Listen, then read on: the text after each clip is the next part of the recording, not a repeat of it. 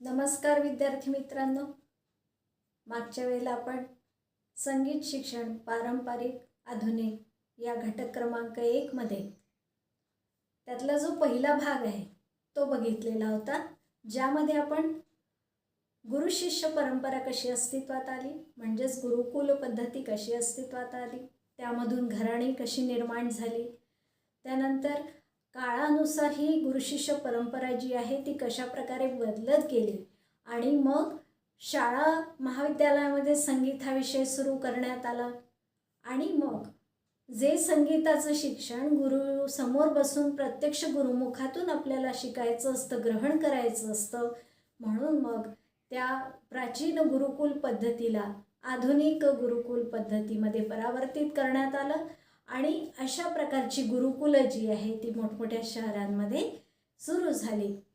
तर म्हणजेच काय, काळानुसार गुरुकुल पद्धती जी आहे ती कशा प्रकारे बदलत गेली संगीत शिक्षणाच्या बाबतीमधली, त्याचा विचार आपण केलेला होता। त्यातलाच दुसरा भाग जो आहे की या संगीत शिक्षण पद्धतीशिवाय विज्ञानाने आपल्या संगीत शिक्षणामध्ये आपलं काय योगदान दिलं ते आपण यामध्ये बघणार आहोत। बघा, आधुनिक संगीत शिक्षणात विज्ञानाचा सहयोग म्हणजे विज्ञानाचा सहभाग आपल्या संगीत शिक्षणामध्ये किती आहे, कुठली कुठली साधनं जी आहेत ती आपल्या संगीत शिक्षणामध्ये आणखी वरदान ठरणारी अशा प्रकारची निर्माण झाली, त्याचा विचार आपण यामध्ये करणार आहोत। पहिलं आहे मुद्रण कलेचा शोध।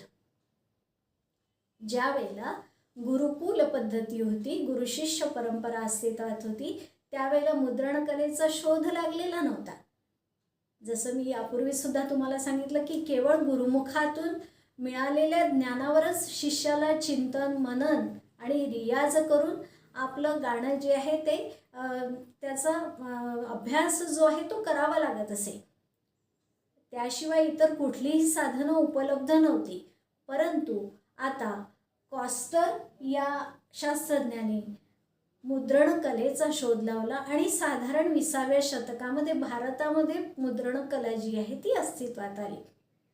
आता मुद्रण कला अस्तित्वात आल्यामुळे काय झालं की रागांमधल्या विविध बंदिशी, विविध गीत प्रकार, स्वरलिपी यांचं लेखन करणं शक्य झालं।